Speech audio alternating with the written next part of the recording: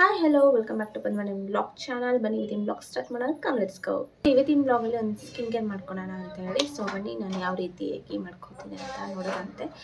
ಬನ್ನಿ ಇವತ್ತಿನ blog start ಮಾಡೋಣ. ಕಮ್ ಲೆಟ್ಸ್ ಗೋ. ನಾನಿಲ್ಲಿ ಮೊದಲಿಗೆ ಹೇರ್ ಕೇರ್ ರೂಟೀನ್ ತೋರಿಸ್ತಾ ಇದ್ದೀನಿ. ಎಲ್ಲಿಗಾದರೂ ಫಂಕ್ಷನ್ಗೆ ಹೋಗ್ಬೇಕಂತಂದರೆ, ಇಲ್ಲಾಂದರೆ ವೆಕೇಷನ್ಸ್ಗೆ ಕ್ವಿಕ್ಕಾಗಿ ಬೇಗ ಇನ್ಸ್ಟೆಂಟಾಗಿ ಕೂದಲು ಶೈನ್ ಬರಬೇಕು ಅಂತಂದರೆ ನಾನು ಈ ರೆಮಿಡಿನ ಯೂಸ್ ಮಾಡ್ತಾ ಇರ್ತೀನಿ. ನಾನು ಯಾವುದೇ ಕಾರಣಕ್ಕೂ ಹೇರ್ಸ್ಗಾಗಲಿ ನನ್ನ ಸ್ಕಿನ್ ಟ್ರೀಟ್ಮೆಂಟ್ಗಾಗಲಿ ಯಾವುದಕ್ಕೆ ಕಾರಣಕ್ಕೂ ಪಾರ್ಲರ್ಗೆ ಹೋಗೋದಿಲ್ಲ. ಹಾಗಾಗಿ ನಾನು ಮನೆಯಲ್ಲೇ ಮಾಡ್ಕೊತಾ ಇರ್ತೀನಿ. ಕ್ವಿಕ್ಕಾಗಿ ರೆಡಿ ಆಗಬೇಕು ಅಂತಂದರೆ, ನಾಳೆ ಫಂಕ್ಷನ್ ಇದೆ, ಇವತ್ತು ನಾನು ರೆಡಿ ಆಗಬೇಕು ಅಂತಂದರೆ ಈ ರೀತಿ ಅಲ್ಲ. ನಾನು ಹೋಲ್ ವಿಡಿಯೋನ ತೋರಿಸ್ತಾ ಇದ್ದೀನಲ್ವ. ನಾನು ಇದೇ ರೀತಿ ಕ್ವಿಕ್ಕಾಗಿ ರೆಡಿ ಆಗಬೇಕು ಅಂದರೆ ಏನೆಲ್ಲ ಮಾಡ್ತೀನಿ ಅಂತ ಈ ಬ್ಲಾಗಲ್ಲಿ ಹೇಳಿದ್ದೀನಿ. ಆ್ಯಂಡ್ ಇಲ್ಲಿ ನಾನು ಫ್ಲ್ಯಾಕ್ಸ್ ಸೀಡ್ಸು ಹಾಗೆ ಕಲ್ಲಂಜಿ ಸೀಡ್ಸು ಮತ್ತು ಮೆಂತ್ಯ ಕಾಳು ಹಾಗೆ ನೀರು ಕಾಫಿ ಪೌಡ್ರು ಇದೆಲ್ಲ ಹಾಕಿಬಿಟ್ಟು ಚೆನ್ನಾಗಿ ಕುದಿಸಿದ್ದೆ. ಅರ್ಧದಷ್ಟು ಆಗಬೇಕು ನೀರು. ಈ ಬ್ಲಾಗಲ್ಲಿ ತೋರಿಸೋದಕ್ಕೆ ಅಂತ ನಾನು ಒಂದು 4 ಪ್ರಾಡಕ್ಟ್ ಜಾಸ್ತಿ ಹಾಕಿದ್ದೀನಿ. ಬಟ್ ನಾನು ಯಾವಾಗಲೂ ಮಾಡೋದು ಒಂದೇ ಫ್ಲ್ಯಾಕ್ಸ್ ಸೀಡ್ಸು ಮತ್ತು ನೀರು ಹಾಕಿ ಕುದಿಸ್ಬಿಟ್ಟು ಅದನ್ನೇ ಜೆಲ್ ಅಪ್ಲೈ ಮಾಡ್ತೀನಿ. ಅದನ್ನು ಅರ್ಧ ಗಂಟೆ ಬಿಟ್ಟು ವಾಶ್ ಮಾಡ್ಕೊತೀನಿ. ಅದು ನಾನು ಶಾಂಪೂ ಮತ್ತು ಇವೆರಡು ಡವ್ ಕಂಡೀಷ್ನರ್ ಮತ್ತು ಇಂದುಲೇಖ ನಾನು ರೆಗ್ಯುಲರ್ ಯೂಸ್ ಮಾಡೋದು. 3 ಇಯರ್ಸಿಂದ ನಾನು ಇಂದುಲೇಖ ಶಾಂಪು ಯೂಸ್ ಮಾಡ್ತಾ ಇದ್ದೀನಿ. ಹಾಗೆ ನಾನು ಶಾಂಪೂನ ನೀರಲ್ಲಿ ಡೈಲ್ಯೂಟ್ ಮಾಡೇ ಹಚ್ಕೊಳ್ಳೋದು, ಹಾಗೆ ನಾರ್ಮಲಾಗಿ ಹಚ್ಕೊಳ್ಳಲ್ಲ. ಇದನ್ನು ನಾನು ತುಂಬ ವರ್ಷದಿಂದ ಮಾಡ್ತಾ ಇದ್ದೀನಿ. ನಾನು ಟೀನೇಜಿಂದನೂ ಮಾಡ್ತಾ ಇದ್ದೀನಿ ನಾನು ಇವಾಗ. ಹಾಗೆ ಅದಾದಮೇಲೆ ಈ ರೀತಿ ಲೆಮನ್ನು ನೀರು ಹಾಕಿ ಮಿಕ್ಸ್ ಮಾಡಿ ಕಂಡೀಷ್ನರ್ ಥರ ಯೂಸ್ ಮಾಡ್ತೀನಿ. ನನ್ನ ಜ್ಯೂಸ್ ಕೂಡ ಅಷ್ಟೇ ನೀರಲ್ಲಿ ಡೈಲ್ಯೂಟ್ ಮಾಡಿ ಹಚ್ಕೊಬೇಕು. ಸ್ಕಾಲ್ಪ್ಗೆ ಹಚ್ಚಬಾರ್ದು, ಜಸ್ಟ್ ಹೇರ್ಸ್ಗೆ ಹಚ್ಬಿಟ್ಟು ಚೆನ್ನಾಗಿ ಮಸಾಜ್ ಮಾಡಬೇಕು.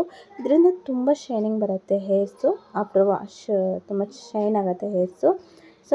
ನನ್ನ ಮಾತ್ರ ಶೈನ್ ಆಗೋದು ಅದೇ ರೀತಿ. ಅಥವಾ ಫ್ಲ್ಯಾಕ್ಸ್ ಸೀಡ್ಸು ಇದರಿಂದ ಶೈನ್ ಬರುತ್ತೆ ನಮ್ಮ ಹೇರ್ಸು. ಹಾಗೆ ನಾನಿಲ್ಲಿ ಬಾಡಿ ಪಾಲಿಶಿಂಗ್ ಹಾಗೆ ಏನಂತೀರಿ ಬಾಡಿ ಸ್ಕ್ರಬ್ ಅಥವಾ ಬಾಡಿ ಪ್ಯಾಕ್.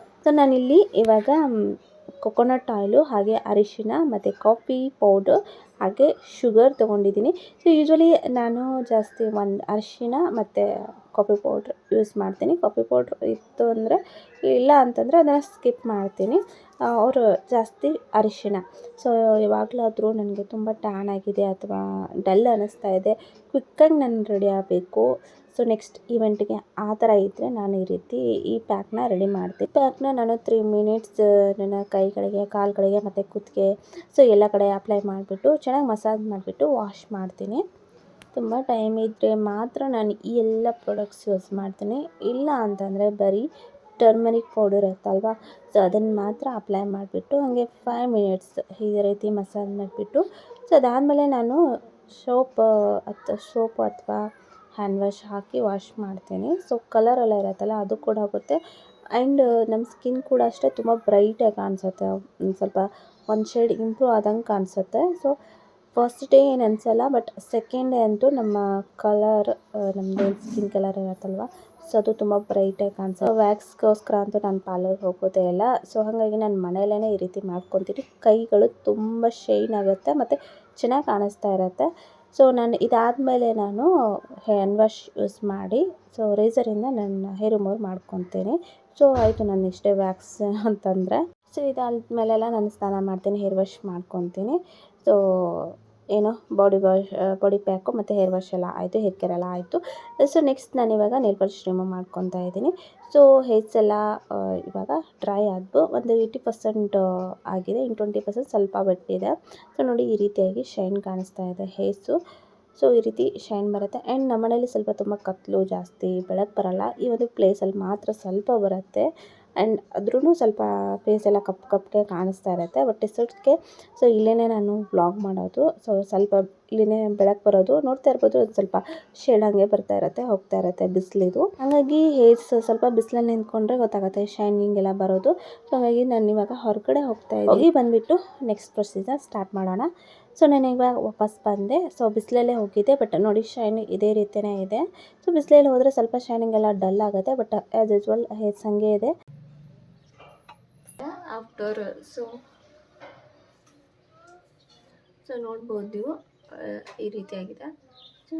After wash. ಹಾಗೆ ನಾನು ಒಂದು ವಾಶ್ ಎಲ್ಲ ಆದಮೇಲೆ ಒಂದು ಸತಿ ಹೊರಗಡೆ ಕೂಡ ಹೋಗಿ ಬಂದಿದ್ದೆ ನಾನು ಬಿಸಿಲಲ್ಲಿ. ಫುಲ್ ಡೇ ಎಲ್ಲ ನಾನು ಔಟ್ಸೈಡೇ ಇದ್ದೆ. ಅದಾದಮೇಲೆ ನೆಕ್ಸ್ಟ್ ಡೇ ಇವಾಗ ನಾನು ಶೂಟ್ ಮಾಡ್ತಾ ಇರೋದು. ನೋಡಿ ಅದು ನನ್ನ ಸ್ವಲ್ಪ ಶೈನಿಂಗ್ ಇದ್ದಾವೆ ಹೇರ್ಸು. ಆ್ಯಂಡ್ ಫಸ್ಟ್ ಡೇ ಅಂತೂ ತುಂಬಾ ಶೈನಿಂಗ್ ಇರುತ್ತೆ, ನೋಡೋಕ್ಕೆ ತುಂಬ ಚೆನ್ನಾಗಿ ಕಾಣಿಸ್ತಾ ಇರುತ್ತೆ. ಸೊ ಇಲ್ಲಿ ಬಿಸಿಲಲ್ಲಿ ಎಲ್ಲಿ ಹೊರಗಡೆ ಹೋಗಲಿಲ್ಲ ಅಂದರೆ ಶೈನಿಂಗ್ ಹಾಗೇ ಇರುತ್ತೆ, ಬಟ್ ಸ್ವಲ್ಪ ಬಿಸಿಲೆಲ್ಲ ತಿರುಗಾಡಿದ್ರೆ ಸ್ವಲ್ಪ ಡಲ್ ಆಗುತ್ತೆ ಅಷ್ಟೇ. ಆ್ಯಂಡ್ ಅಗೇನ್ ಮತ್ತೆ ವಾಶ್ ಮಾಡ್ಕೊಂಡಾಗ ಮತ್ತೆ ಅಗೇನ್ ಇದೇ ರೀತಿ ಕೂದಲು ತುಂಬ ಚೆನ್ನಾಗಿ ಶೈನಿಂಗ್ ಆಗಿ ಕಾಣಿಸ್ತಾ ಇರುತ್ತೆ. ಹೌದು, ನೀವು ನಾನು ಯಾವಾಗಲೂ ಇದೇ ರೀತಿ ಹೇರ್ ಸ್ಟೈಲ್ ಮಾಡ್ಕೊತಾ ಇರ್ತೀನಿ. ಫ್ರೀ ಹೇರ್ ಸ್ಟೈಲ್ ತುಂಬ ಕ್ವಿಕ್ ಆಗುತ್ತೆ, ಹಾಗೆ ನೋಡೋಕ್ಕೂ ಚೆನ್ನಾಗಿ ಕಾಣಿಸುತ್ತೆ ಅಂತ ಹೇಳಿ ಫ್ರೀ ಹೇರ್ ಸ್ಟೈಲ್ ಮಾಡ್ಕೊತಾ ಇರ್ತೀನಿ. ಹಾಗೆ ನಾನು ಅದು ಬಿಟ್ಟು ಆ್ಯಂಡ್ ಈ ಒಂದು ಹೇರ್ ಸ್ಟೈಲ್ ಕೂಡ, ಇದು ಕೂಡ ಅಷ್ಟೇ ಹೇರ್ ಸ್ಟೈಲ್, ಫ್ರೀ ಹೇರ್ ಸ್ಟೈಲೇ. ಸೊ ಇದು ಕೂಡ ಅಷ್ಟೇ, ನಾನು ಹೊರಗಡೆ ಹೋಗ್ಬೇಕಂದ್ರೆ ಇದೇ ರೀತಿ ಹೇರ್ ಸ್ಟೈಲ್ ಮಾಡ್ಕೊಳ್ಳೋದು. ನನ್ನ ಪೋನಿಟೇಲು ಹಾಗೆ ಈ ಥರ ಜಡೆ ಎಲ್ಲ ಜಾಸ್ತಿ ಹಾಕಲ್ಲ. ಆ್ಯಂಡ್ ಇದು ಒಂದು ಹೇರ್ ಸ್ಟೈಲು, ನನ್ನ ರೆಗ್ಯುಲರ್ ಹೇರ್ ಸ್ಟೈಲ್ ಇವೆರಡೇ. ಸೊ ಯಾವಾಗಲೂ ಕೂದಲು ಇದೇ ರೀತಿ ಇರುತ್ತೆ. ಸೊ ಇಂಡಸ್ಟು ಈ ರೀತಿ ಎಲ್ಲ ಕುತ್ಕೊಂಡಾಗ ಸ್ವಲ್ಪ ಡಲ್ ಆಗಿರುತ್ತೆ, ಬಟ್ ಆಮೇಲೆ ವಾಶ್ 1-3 ಡೇಸ್ ಆದಮೇಲೆ ಮತ್ತೆ ವೀಕ್ಲಿ ಟ್ವೈಸ್ ಹೇರ್ ವಾಶ್ ಮಾಡ್ತೀನಿ ನಾನು, ಇಲ್ಲ ಅಂತಂದರೆ ಒಂದು ಸತಿ. ಸೊ ಮತ್ತೆ ಅಗೇನ್ ಆ್ಯಸ್ ಇಟ್ ಈಸ್ ಚೆನ್ನಾಗಿ ಕಾಣಿಸುತ್ತೆ. ಫಾರ್ ಹೇರ್ಸ್ ನಾನು ಇಷ್ಟೇ, ಅಂದರೆ ನಾನು ಹೇರ್ ಕೇರ್ ಅಂದರೆ ಇಷ್ಟ. ಸೊ ಹೇರ್ ಕೇರ್ ಅಂದರೆ ನಾನು ಇಷ್ಟ ಮಾಡ್ಕೊಳ್ಳೋದು, ಇದಕ್ಕಿಂತ ಜಾಸ್ತಿ ಅಂತೂ ನಾನು ಏನು ಮಾಡ್ಕೊಳ್ಳಲ್ಲ.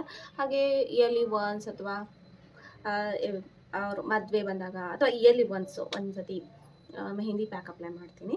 ಸೊ ನನಗೆ ಬ್ಲ್ಯಾಕ್ ಹೇರ್ಸೇ ಇಷ್ಟ ಆಗುತ್ತೆ, ಬ್ರೌನು ಹಾಗೆ ಸ್ವಲ್ಪ ರೆಡ್ಡಿಶ್ ಎಲ್ಲ ಅಷ್ಟೊಂದು ಇಷ್ಟ ಆಗಲ್ಲ. ನನಗೆ ಬ್ಲ್ಯಾಕ್ ಹೇರ್ಸೇ ಇಷ್ಟ ಆಗಿರೋದ್ರಿಂದ ನಾನು ಮೆಹಂದಿ ಪ್ಯಾಕೆಲ್ಲ ಅಪ್ಲೈ ಮಾಡೋಲ್ಲ. ಬಿಕಾಸ್ ಮೆಹಂದಿ ಪ್ಯಾಕ್ ಅಪ್ಲೈ ಮಾಡ್ತಾ ಅಂತ ಕೂದಲೆಲ್ಲ ಬ್ಲ್ಯಾಕ್ ಇರೋದು ಟರ್ನ್ ಆಗುತ್ತೆ, ಹಾಗಾಗಿ ಅಂದರೆ ರೆಡ್ಡು ಸ್ವಲ್ಪ ಬ್ರೌನ್ ಕಲರ್ ಟರ್ನ್ ಆಗುತ್ತೆ. ಸೊ ಹಾಗಾಗಿ ನಾನು ಅದನ್ನು ರೆಗ್ಯುಲರ್ ಅಂತೂ ಅಪ್ಲೈ ಮಾಡಲ್ಲ, ಓನ್ಲಿ ಇಯರ್ಲಿ ಒನ್ಸ್ ಮಾತ್ರ. ಸೊ ಅದೇ ಕಲರು ವರ್ಷವಿಡೀ, ಸೊ ನಾವು ಬಿಸಿಲಲ್ಲಿ ನಿಂತ್ಕೊಂಡಾಗ ವರ್ಷವಿಡೀ ನಮಗೆ ಕಾಣಿಸ್ತಾ ಇರುತ್ತೆ. ಸೊ ನಾನು ಇವಾಗ ಬಿಸಿಲಲ್ಲಿ ನಿಂತ್ಕೊಂಡಾಗ ನನಗೆ ಇಲ್ಲಿ ಬ್ರೌನಿಶ್ ಆಗಿ ರೆಡ್ ಆಗಿ ಕಾಣಿಸ್ತಾ ಇರುತ್ತೆ. ಸೊ ನಾನು ಬ್ಲಾಗಲ್ಲಿ ನೋಡಿರ್ಬೋದು ನೀವು. ಸೊ ನಾನು ಇಯರ್ಲಿ ಒನ್ಸ್ ಮಾತ್ರ ನಾನು ಅಪ್ಲೈ ಮಾಡ್ತೀನಿ, ಸ್ವಲ್ಪ ಹೀಟೆಲ್ಲ ಆಗಿರುತ್ತೆ. ಸೊ ಹಾಗಾಗಿ ಸ್ವಲ್ಪ ತಂಪಾಗಲಿ ಅಂತ ಹೇಳಿ ಅಪ್ಲೈ ಮಾಡಿರ್ತೀನಿ. ಆ್ಯಂಡ್ ಆಲ್ಸೋ ನೆಕ್ಸ್ಟ್ ಇವಾಗ ನಾವು ಒಂದು ಮಿನಿ ಫೇಶಿಯಲ್ ಮಾಡ್ಕೊಳ್ಳೋಣ 10 ರುಪೀಸಿಂದ. ಸೊ ಇವಾಗ ನೋಡಿ, ನನ್ನ ನೇಲ್ ಪಾಲಿಶ್ ಕೂಡ ರಿಮೂವ್ ಮಾಡಿಕೊಂಡೆ. ಸೊ ಕಟಿಂಗ್ ಎಲ್ಲ ನಾನು ನೀಲ್ ಕಟಿಂಗ್ ಎಲ್ಲ ನಾನು ಮಾಡಿಲ್ಲ, ಆ್ಯಂಡ್ ರೀಸೆಂಟಾಗಿ ಕಟ್ ಮಾಡ್ಕೊಂಡಿದ್ದೆ, ಹಾಗಾಗಿ ಜಸ್ಟ್ ನೇಲ್ ಪಾಲಿಶ್ ರಿಮೂವ್ ಮಾಡಿದ್ದೀನಿ. ಆ್ಯಂಡ್ ಆಮೇಲೆ ನೇಲ್ ಪಾಲಿಶ್ ಹಚ್ಕೊತೀನಿ ಚೆನ್ನಾಗಿರೋದು.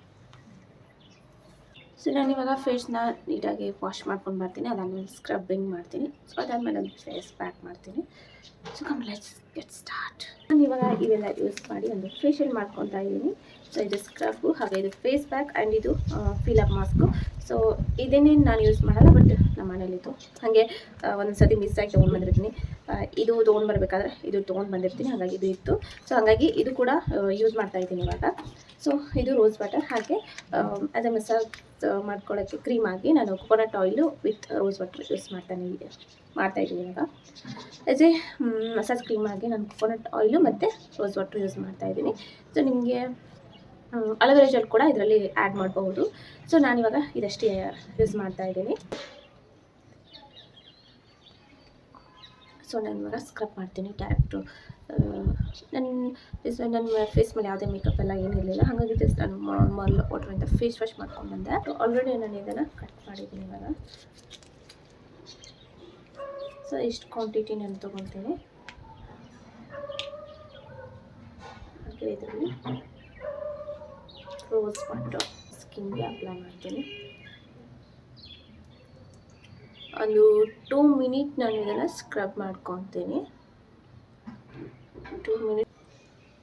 So face wash ಮಾಡ್ಕೊಂಡ್ಬಂದೆ.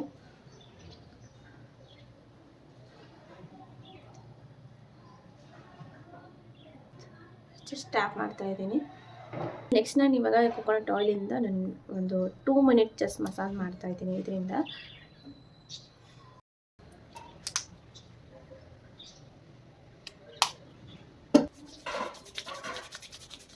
ಈ ರೀತಿ ಆಯಿಲ್ ಮಸಾಜ್ ಮಾಡೋದ್ರಿಂದ ಸ್ಕಿನ್ ನ್ಯಾಚುರಲ್ ಆಗಿ ಗ್ಲೋ ಆಗುತ್ತೆ, ಹಾಗಾಗಿ ಇಲ್ಲಿ ಆಯಿಲ್ ಯೂಸ್ ಮಾಡ್ತಾಯಿದ್ದೀನಿ. ಯೂಶ್ವಲಿ ನಾನು ರೋಸ್ ವಾಟರ್ ಯೂಸ್ ಮಾಡ್ತಾಯಿದ್ದೆ, ಬಟ್ ಇವಾಗ ಆಯಿಲ್ ಯೂಸ್ ಮಾಡ್ತಾಯಿದ್ದೀನಿ.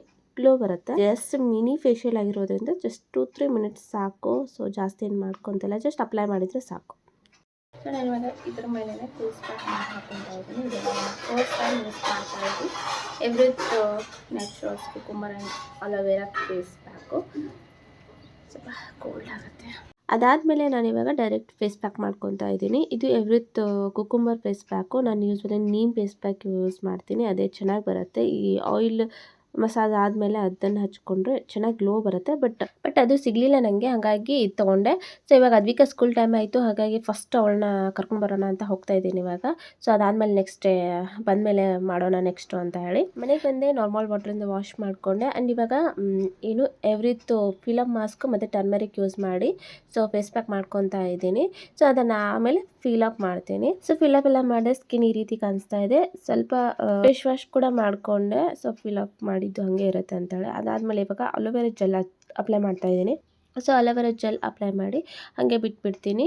ಆ್ಯಂಡ್ ಥ್ರೆಡಿಂಗ್ ಏನಾದರೂ ಇದ್ದರೆ, ಫೇಶಿಯಲ್ ಹೇರ್ ರಿಮೂವ್ ಮಾಡೋಳು ಇದ್ದರೆ, ಸೊ ಇದೆಲ್ಲ ಮಾಡೋಕ್ಕಿಂತ ಮುಂಚೆ ಅಲೋವೆರಾ ಜೆಲ್ ಅಪ್ಲೈ ಮಾಡಿಬಿಟ್ಟು ಫೇಶಿಯಲ್ ಹೇರ್ ರಿಮೂವ್ ಮಾಡ್ಕೊತೀನಿ. ಬಟ್ ಇವತ್ತು ನಾನು ಅದನ್ನೆಲ್ಲ ಏನು ಮಾಡ್ತಾಯಿಲ್ಲ, ಇವತ್ತಿಗೆ ಇಷ್ಟೇ ಸಾಕು ಅಂತ ಬಿಡ್ತಾಯಿದ್ದೀನಿ. ಆ್ಯಂಡ್ ನಾನು ಸ್ಪೆಷಲ್ ಏನಾದರೂ ವೆಕೇಷನ್ ಇರುತ್ತಲ್ವ, ಸೊ ಅಂಥ ಟೈಮಲ್ಲಿ ಮಾತ್ರ ಮಾಡ್ಕೊಳ್ಳೋದು, ರೆಗ್ಯುಲರಾಗಿ ಅಂತೂ ಮಾಡ್ಕೊಳ್ಳಲ್ಲ. ಹಾಗೆ ನನ್ನ ಕೈ ಮೇಲೆ ಇರೋ ಹೇರ್ಸ್ ಕೂಡ ಅಷ್ಟೇ, ನಾನು ಟರ್ಮರಿಕ್ ಅಪ್ಲೈ ಮಾಡಿರೋದ್ರಿಂದ ಕೈಯೆಲ್ಲ ಸ್ವಲ್ಪ ಬ್ಲ್ಯಾಕ್ ಆಗಿ ಎಲ್ಲೋ ಕಾಣ್ತಾ ಇದೆ. ಬಟ್ ದಟ್ಸ್ ಓಕೆ, ನಾಳೆ ಅನ್ನೋಷ್ಟರಲ್ಲೇ ತುಂಬ ವೈಟ್ ಕಾಣಿಸುತ್ತೆ. ಸೊ ಇದನ್ನು ನಾನು ರೇಸರ್ ಯೂಸ್ ಮಾಡಿಕೊಂಡು ಸೊ ಏನೋ ಬಾಡಿ ಹೇರ್ ರಿಮೂವ್ ಮಾಡ್ಕೊತೀನಿ. ಸೊ ವ್ಯಾಕ್ಸಿಂಗ್ ಅದು ಇದು ಏನು ಮಾಡ್ಕೊಳ್ಳಲ್ಲ, ನನಗೆ ಇಷ್ಟನೂ ಆಗೋಲ್ಲ, ಪಾರ್ಲರ್ಗೆಲ್ಲ ನಾನು ಹೋಗೋದಿಲ್ಲ. ಸೊ ಹಾಗಾಗಿ ಮನೇಲೇ ಯೂಸ್ ಮಾಡ್ತೀನಿ. ಹಾಗಾಗಿ ನನಗೆ ಪಾರ್ಲರ್ಗೆ ಹೋಗಬೇಕು, ಅಲ್ಲಿ ಏನಾದರೂ ಟ್ರೀಟ್ಮೆಂಟ್ ಮಾಡಿಸ್ಕೋಬೇಕು ಅಂತಿದ್ದು ಯಾವ ಫೀಲೂ ಆಗೋಲ್ಲ. ಆ್ಯಂಡ್ ನಾನು ಮುಂಚೆ ನನ್ನ ಸಿಸ್ಟರ್ ಫಾರ್ ಐಬ್ರೋ ಅಷ್ಟೇ, ಅದು 3 months ಒನ್ಸ್ ಮಾತ್ರ ನಾನು ಐಬ್ರೋ ಮಾಡ್ಕೊತಾ ಇದ್ದಿದ್ದು. ಅವಾಗಿಂದನೂ ಹಾಗೆ 3 months ಒನ್ಸ್ ಮಾತ್ರ, ಯಾಕಂದರೆ ತಿಕ್ಕಾಗಿ ಬೇಕು ನನಗೆ. ಸೊ ಹಂಗಾಗಿ ತಿಕ್ಕಾಗಿ ಬಂದಮೇಲೆ ಮಾತ್ರ ಐಬ್ರೋ ಮಾಡಿಸ್ಕೊತಾ ಇದ್ದು.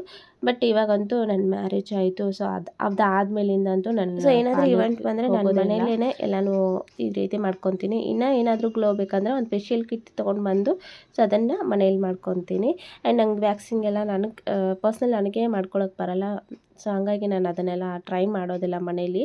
ಸೊ ನಾನು ಇಷ್ಟೇ ನನ್ನ ಸ್ಕಿನ್ ಮೇಲೆ ಅಪ್ಲೈ ಮಾಡೋದು, ಬೇರೆ ಯಾವುದೇ ರೀತಿ ಪ್ರಾಡಕ್ಟ್ ನಾನು ಯೂಸ್ ಮಾಡಲ್ಲ, ನನಗೇನೋ ಇಷ್ಟ ಆಗೋಲ್ಲ ಅದು. ಸೊ ಹಂಗಾಗಿ ಇಷ್ಟ ಯೂಸ್ ಮಾಡ್ತೀನಿ. ಸರಿ. ಸೊ ನಾನು ಫೇಸ್ಗೆ ಟರ್ಮರಿಕ್ ಯೂಸ್ ಮಾಡ್ತೀನಿ.